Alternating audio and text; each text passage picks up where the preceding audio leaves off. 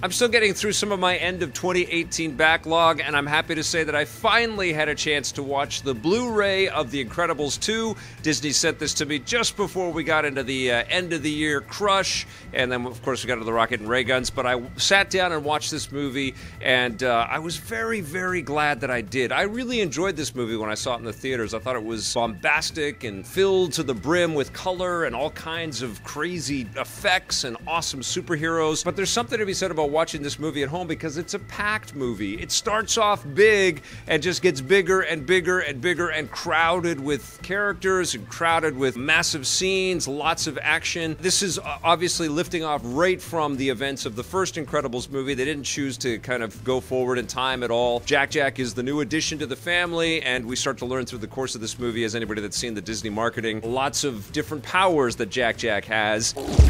What the? He's kind of like a Swiss Army knife of superheroics, which is awesome. And of course, we see the family dynamic of this, regular family trying to also contend with the fact that they are burgeoning superheroes that are not being allowed to be superheroes. They meet the Devers, Winston and Evelyn Dever, and they say, look, we're going to let you be superheroes. We're just going to help you tell your story a little bit better. If we want to change people's perceptions about superheroes, we need you to share your perceptions with the world. And then we get embroiled in this whole other plot of chasing down the super big bad in this thing, Screenslaver, who activates these different screen mechanics to basically hypnotize all kinds of people and get them to do their bidding, which is kind of cool. And then it starts to get a little stuffed. The movie gets really big because we're introduced to the wannabes, this whole collection of other superheroes from around the world. We're starting to see that Winston Dever is able to kind of bring a whole planet together to kind of agree on the fact that we need superheroes again. And there's this huge sequence that takes place on a boat towards the end of the movie, and it's just like the story team at Pixar just started to snowball towards this huge epic confrontation, and it just stops being at any way grounded, I mean, we are talking about a family of superheroes after all, and so you have to give some leeway and some benefit of the doubt, but it just starts getting so big. It's like, well, why is all of like these different governments from everywhere and all of these, why are they all on a boat at the end, and it just feels a little too contrived. Still, the sequences that take place on the boat and the sequences that lead to us getting to the boat, the action sequences, are unbelievable. The focus really starts off with this incredible sequence featuring Elastigirl. She has to stop this runaway train in the opening sort of parts of the second act of the film, and it's just incredible. I love that sequence. It's probably my favorite sequence in the whole movie. It's just lit beautifully.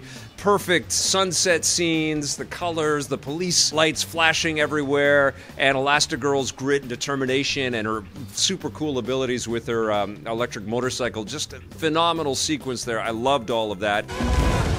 It's such a masterwork, It's like gorgeous action beat after gorgeous action beat, really showing what Pixar could do if they were just a superhero animation powerhouse. Obviously, Pixar has lots of different directions and lots of different stories to tell, but holy crap, does this ever paint the picture of what could be achievable with full CG animated superhero movies? That if companies like this, and we just saw that again with Spider-Man Into the Spider-Verse, like taking superheroes into this medium is pretty damn captivating, even if the story gets a little out of control like it does at the end of The Incredibles 2. But that's why I say it's fantastic to watch this at home, because you can kind of cut up these moments a little bit. You can kind of press the pause button and, let the totality of the effort and artistic work that you just saw in that previous sequence sink in a bit, and then you can move on to the next sequence.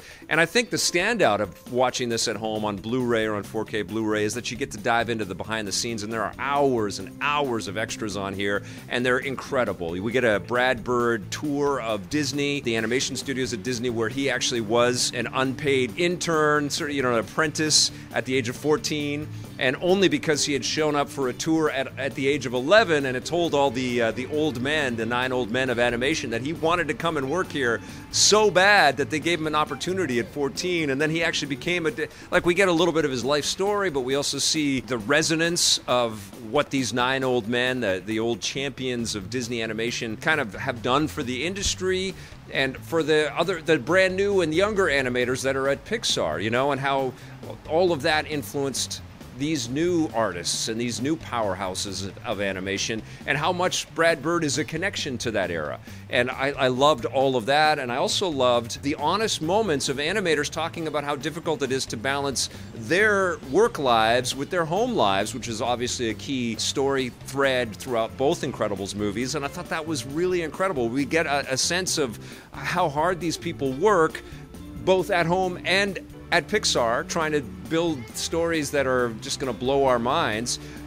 And it just felt so genuine and so non-contrived. You know, it felt so revealing, and you know, the animators talking about sleeping at the office in their younger days, but of course having to not do that when they have kids, and having to kind of prioritize one over the other, and how there is this element of guilt all the way through. I was just floored by all of that, because as anybody that's you know, loves their work like I do, you are constantly sort of juggling that all the time. You're juggling your home life and how passionate you are for the things that you're into.